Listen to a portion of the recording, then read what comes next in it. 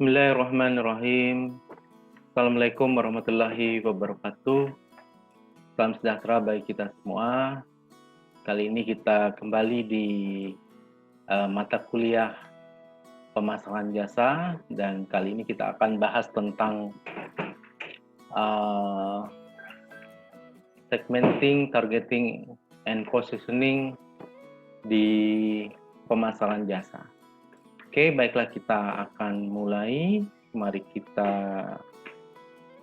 lihat materi yang sudah saya siapkan.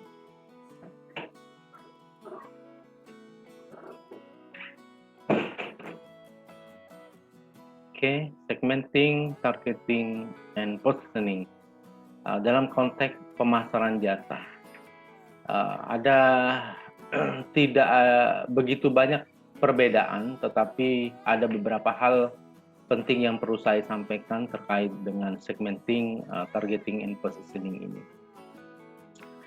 Jadi sasaran utama dari aktivitas STP adalah menciptakan dan mempertahankan citra unik, merek atau brand image dalam benak konsumen, ya.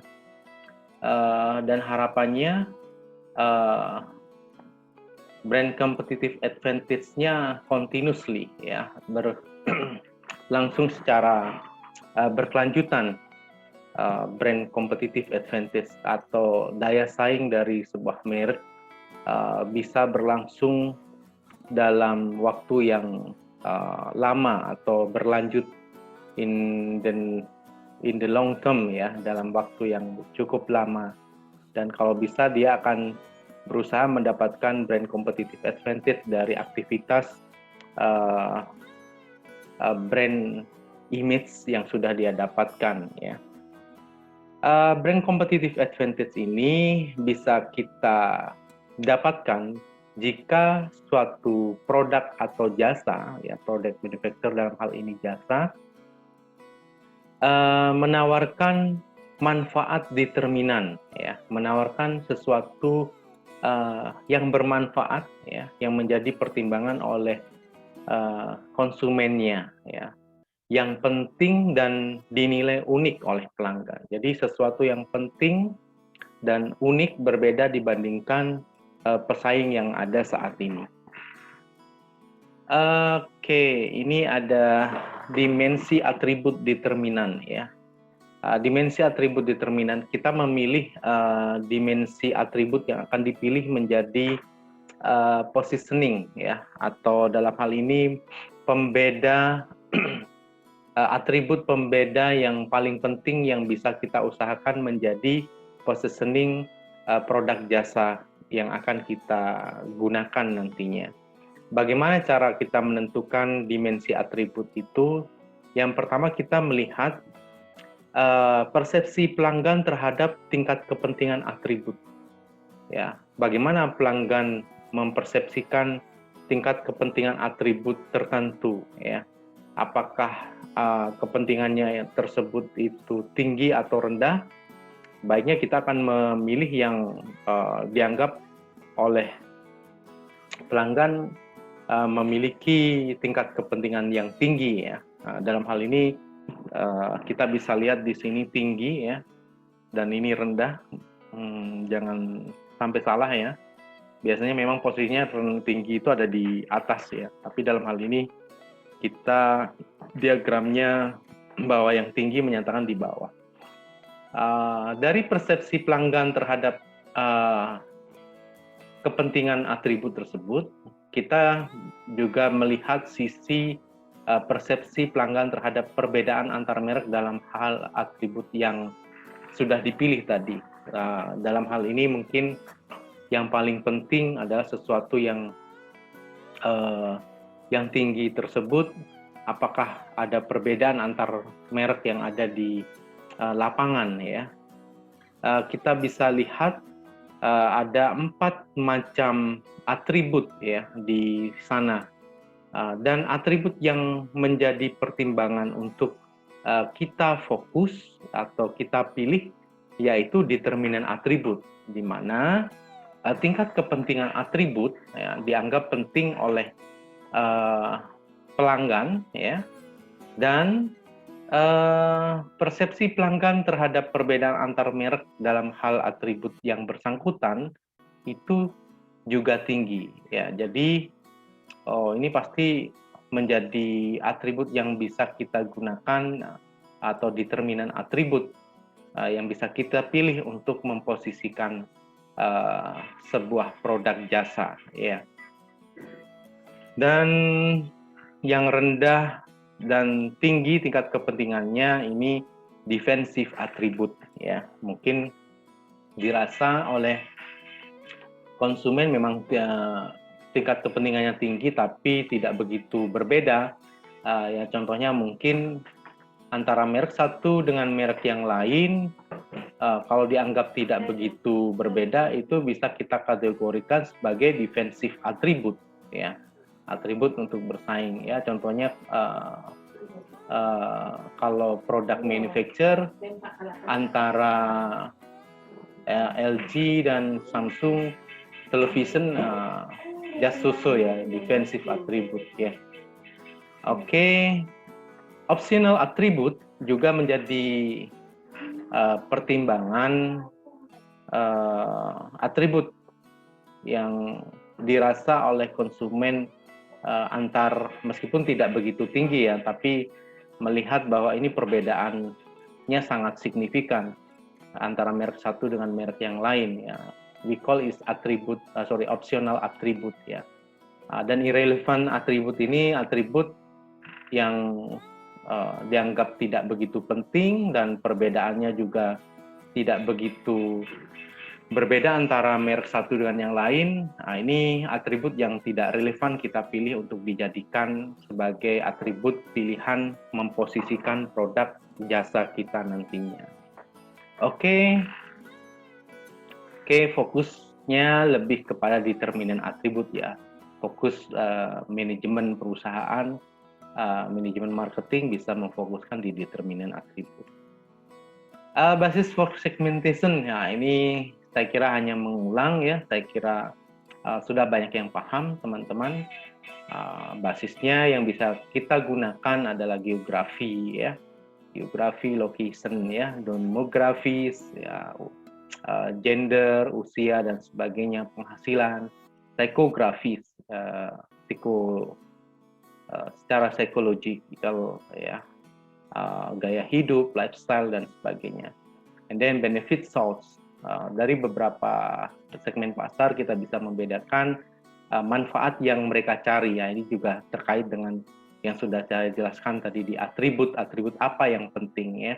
And then usage rate, tingkat pemakaian. Nah, ini ada tingkat pemakaian yang bisa dijadikan basis segmentasi. Oke, ini undifferentiated, concentrate, multi-segment strategy. Strategi for selecting target market mungkin sekilas saja saya jelaskan. Undifferentiated tidak membedakan, dia melayani semua pasar. And then yang kedua concentrate, dia memilih satu dan mengkonsentrasikan satu segmen pasar tersebut yang dia akan pilih. Dan multi-segment. Multi-segmen ini beberapa segmen, lebih dari satu yang dia layani. Oke. Ini masih terkait dengan what we call seleksi pasar sasaran dalam konteks service marketing ya. Ini contohnya kursusan ya, kursus jasa pendidikan, jasa pendidikan bahasa Inggris, komputer, ini also piano ini ya contohnya.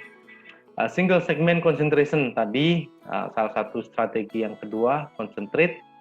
Ini dia pilih satu ya, satu market, satu produk ya.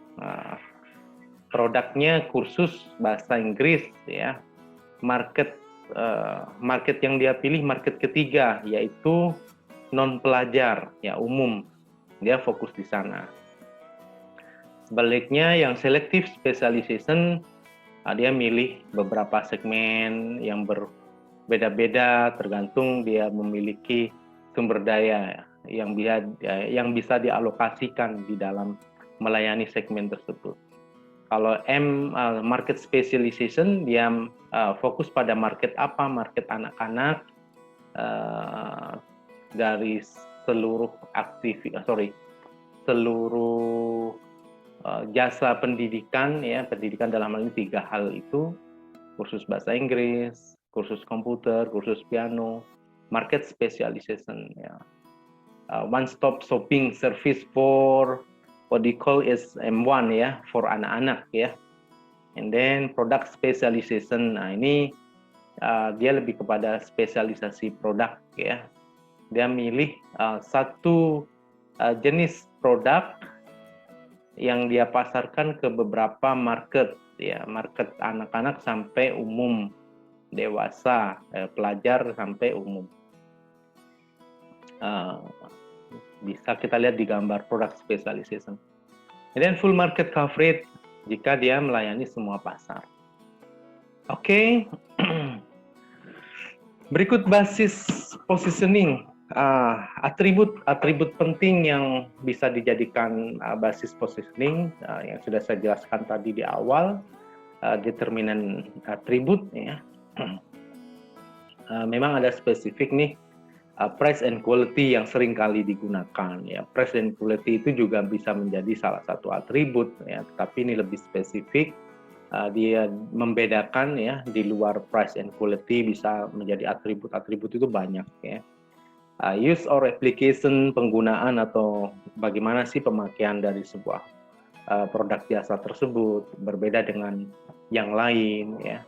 And then product user, pengguna dari produk tersebut, dia memposisikannya sebagai produk yang digunakan oleh seseorang tertentu, gitu, ya. Bisa olahragawan, orang yang what they call eksekutif muda dan sebagainya. And then kelas produk, ya, dari segi kelas produknya dan memposisikan di kompetitor. Oke. Berikut juga menjadi pertimbangan dimensi diferensiasi, ya. Dari produk bisa kita kategorikan ada beberapa fitur, bentuk, kinerja dan sebagainya. Kalau dari layanan, services, kemudahan pemesanan, pengiriman, ini bisa menjadi pilihan positioning, ya, atribut positioning. Pelatihan pelanggan, konsultasi dan sebagainya. Personalia, kompetensi yang dimiliki oleh personalia yang kita miliki sebagai perusahaan jasa, ya, keramahan, kredibilitas, reliabilitas, daya tangkap, dan komunikasi. Saluran distribusi pun demikian, cakupan, keahlian terkait dengan saluran distribusi dan kinerja yang dimiliki oleh saluran distribusi. And then also juga bisa kita gunakan simbol atau ini image yang sudah dia miliki, ya, simbol-simbol tertentu, media, suasana, event dan sebagainya. Oke, ini beberapa dimensi diferensiasi alternatif yang bisa kita gunakan. Kriteria dari positioning, ya, ini selain tadi dianggap penting, bermanfaat dan unik bagi konsumen, kita juga menentukan kriteria itu juga salah satu unsurnya adalah penting, important, ya, important, penting bagi konsumen. And then distinctive, ya, harus mampu berbeda, unik tadi, ya, berbeda dengan yang lain. And then superior, memiliki kelebihan dibandingkan pesaing yang ada saat ini. Superior pastinya lebih baik, lebih murah, lebih atribut-atribut tertentu, ya. And then preemptive ini tidak mudah ditiru. Ya, memang susah, ya.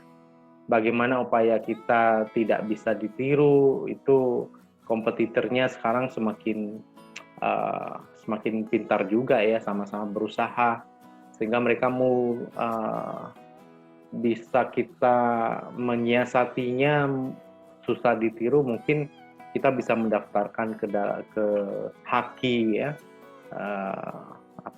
semacam tagline yang kita miliki atau brand yang kita miliki yang di awal-awal, gitu, ya. Tapi kalau ini lebih sudah ke tagline, ya. tagline atau slogan ya yang sudah kita tentukan sebagai upaya perusahaan untuk memposisikan produk jasanya dibandingkan produk jasa pesaing ya di benak konsumen.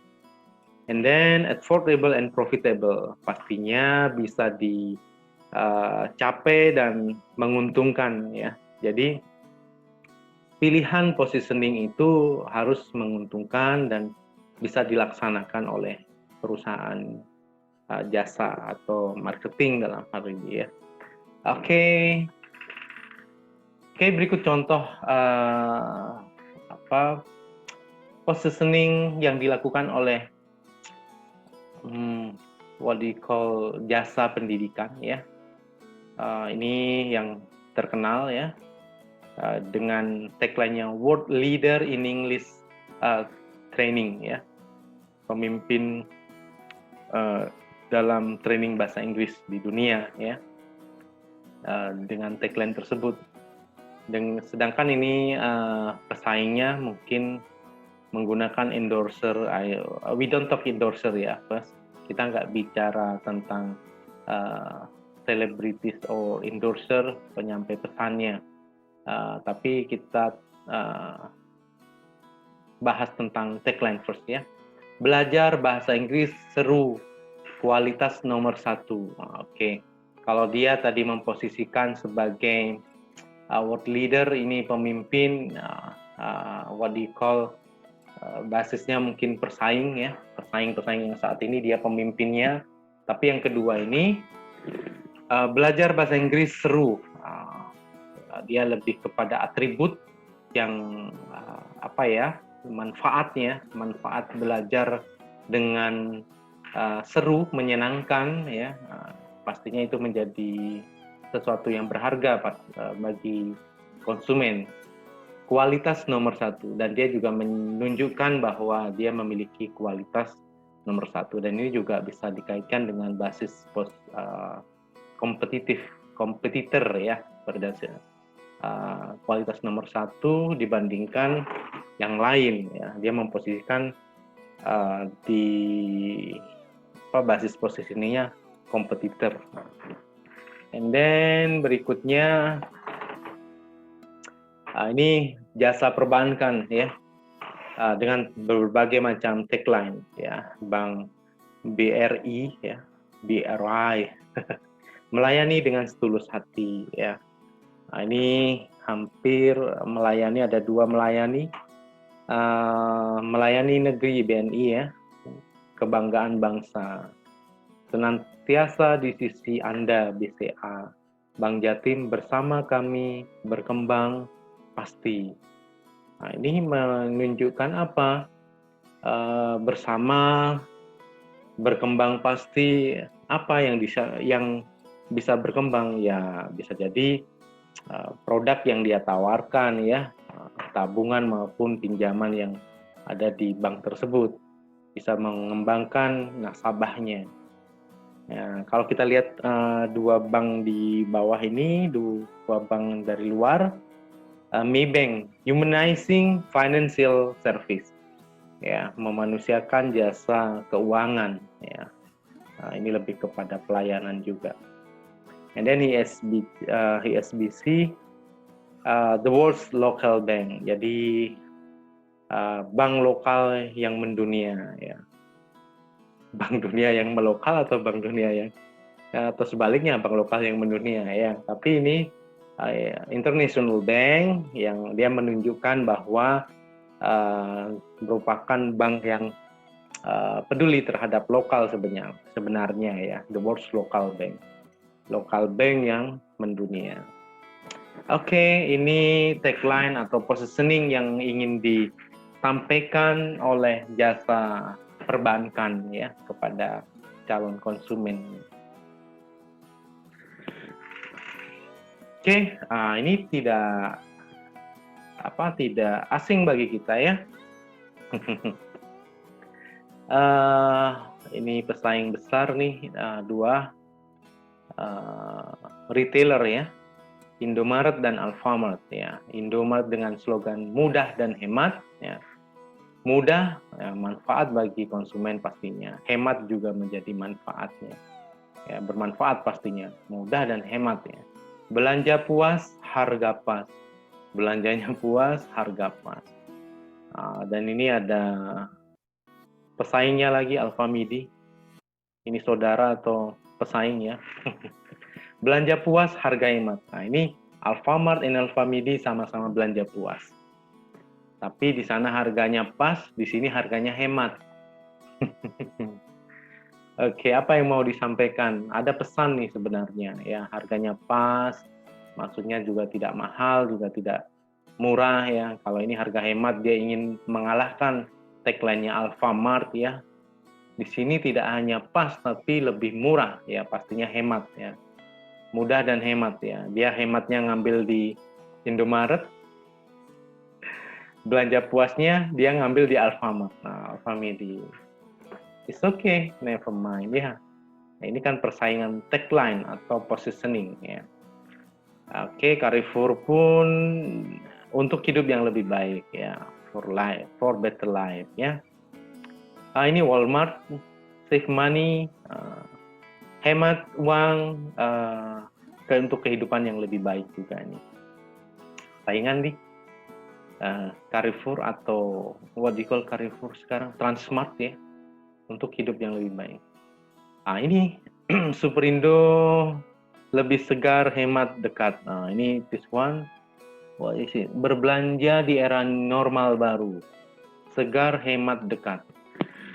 Ini di era pandemi saat ini, Superindo mungkin ingin menyampaikan bahwa berbelanja di era normal baru itu saat ini dia memposisikan dirinya atau perusahaan jasa retailnya yang bisa melayani pembelanjaan online ya, mungkin seperti itu, berbelanja di era normal baru yang lebih saat ini kan kebutuhan atau keinginan konsumen itu sudah berubah dengan kondisi yang ada sekarang ya. Nah, sehingga dia memposisikan berbelanja di era normal baru ya. Yang pastinya harus dibuktikan apa perbedaannya. Manfaat ini kita jadikan tagline ya, jadikan positioning.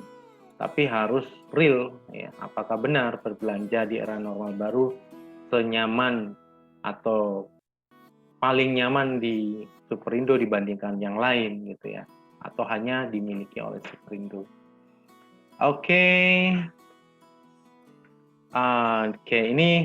Ini sedikit hal yang sedikit berbeda tapi ada kaitannya ya. Positioning jasa berdasarkan kompleksitas dan divergensi jasa. Jadi positioning jasa ini kalau kita kaitkan di tagline tadi basis positioning ya, bisa jadi kita kaitkan. Tapi kita bicara dalam hal bagaimana sih posisi kompleksitas jasa ya, dan divergensi penyesuaian jasa yang diinginkan oleh konsumen. Semakin ke atas kompleksitas semakin tinggi yang harus disiapkan oleh penyedia jasa. Semakin ke bawah kompleksitasnya semakin rendah.